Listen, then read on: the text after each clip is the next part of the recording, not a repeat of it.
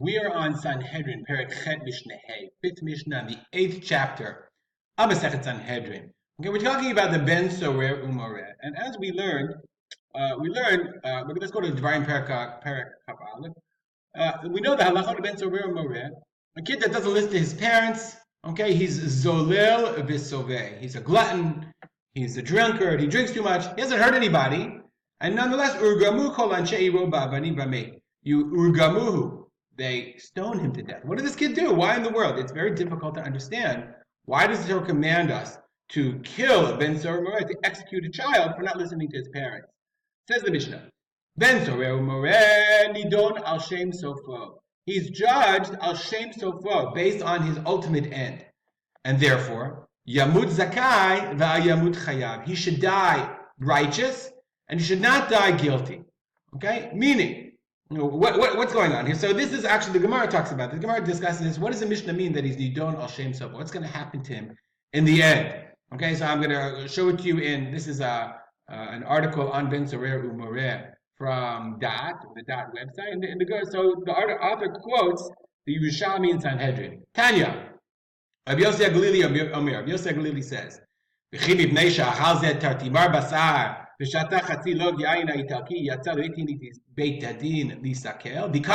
he ate this quantity of meat and he drank this quantity of wine, of Italian wine. They take him down to kill him. They stone him to death.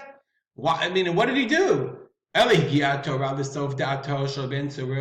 Torah reaches sof dato, the end of his logic, the end of his reasoning. Why? What's going to happen in the end? He's gonna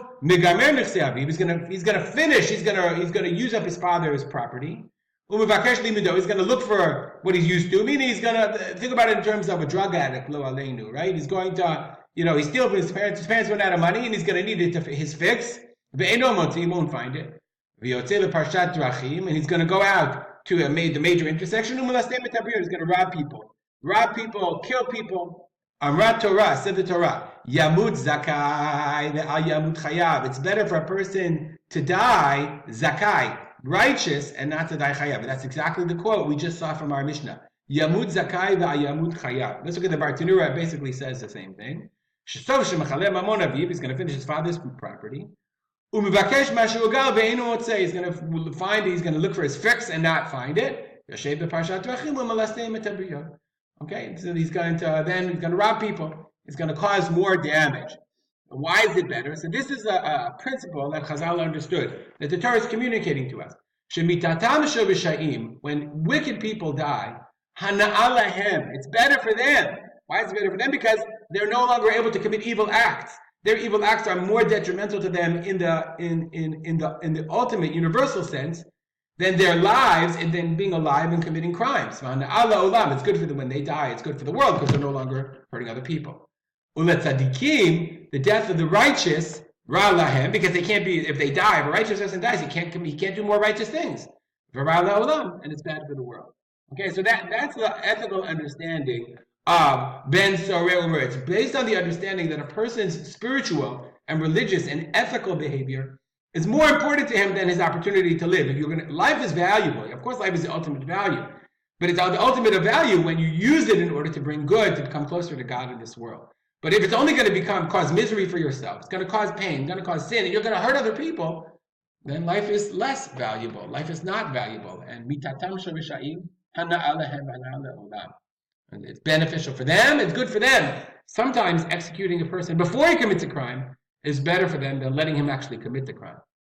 So before we move on, the Gemara is going to move on, the Mishnah is going to move on. Before we move on, we have to see a very famous Gemara in Daf La'ayin Aleph of Sanhedrin. Very, very famous about Ben Sorer Umoreh. Okay, so remember we learned that there's this agenda of Chazal of trying to minimize. Rabbi Yehuda says if the mother and the father are at the same height, then and they don't have the same voice, then we don't have the din of Ben Sorer Umoreh. So the Gemara says the following. Tanya, let me see if I can find it. Tanya, the Gemara says,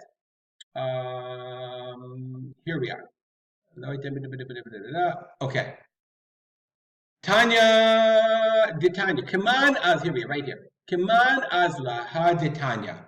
Who is the author of the following writer? Ben Sorer Umoreh. Lo hayah v'lo atid liyot. It never happened. It will never happen. I mean, it'll never happen. Why was it written? Drosh v'kabel schar. Torah wants us to learn it out and receive reward. I mean, we have to learn the message of the mitzvah Merev. So who says that? Come on. Rabbi Yehuda. And that follows Rabbi Yehuda, who said that he made all these additional restrictions on making a mitzvah Merev. Okay. Rabbi Shimon. Some say no, it's Rabbi Shimon. Tanya. I'm Rabbi Shimon. Said Rabbi Shimon, "V'chi mipnei shachal zetar teimar basar v'shatei chatzid liog yain ha'yitalki avi v'imo v'tino to lisakel." So the same line, because Rabbi Shimon said because he drank wine and because he had some meat, they take him out and they stone him. Ela lo hayav lo atilio. It never happened. It'll never happen. Again, Jerosh v'kabel zachar. We have to learn out the rules, we have to learn out the idea, and then receive reward for studying it, understanding it. And now, what do we have to learn from this thing? Okay, there are rabbis who teach you should look up at Hirsch in his commentary on the Chumash.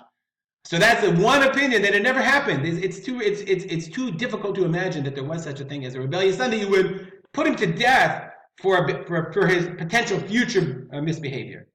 Rabbi Yochanan. Yochanan said, I saw him v'yashavti al kibro. I sat on his kever. There was such a thing. So there's even a debate about whether it happened at all, whether there is such a thing, and what you should learn from it. We're going to continue in the Mishnah. So we learned that mita, death, is bad, but it's good. It's good for Rishayim. It's bad for tzaddikim. Now we're going to learn other things that are good and bad. Yain, wine, b'sheina, and sleep. Yain, b'sheina, l'Rishayim, wine and sleep for the wicked. Hana alahem, it's good for them. We're happy when they're sleeping because they're not hurting other people. Then ha'olam, and it's good for the world. Tzadikim, for the righteous, ra'lahem v'ra'la'olam. It's not good for righteous people to get drunk or be sleeping. They've got more important things to do. Pizur, being spread out, being fanned out, the Rishayim, for wicked people. Hana'alahem v'na'la'olam. Being spread out for wicked people is good for them. Why? Because when they're not together, okay, when they're separate, when wicked people come together, okay, then they band together and do terrible things. So it's better for them, from the Mishnah's perspective, if they're spread out. They can't join forces, and it's good for the world, of course. But that's tzaddikim. When righteous people are spread out, ra'lahem, they can't join forces. Ra'la'olam, it's not good for the world. Kinus, the opposite, l'rishayim, when wicked people come together, ra'lahem, it's bad for them because they're going to do bad things. Ra'la'olam, bad for the world. But l'tzadikim, when righteous people come together, it's good for them and good for the world because they can do even better things for the world. Sheket l'rishayim, quiet for wicked people. Ra'lahem, it's bad for them. When they have quiet, they do bad things. Ra'la'olam, it's bad for the world. But l'tzadikim, when righteous people have quiet, it's good for them and it's good for the rest of the world. We'll stop here and dedicate our learning to my father, Rav Simcha ben Yitzchak Kalman. Have a great day.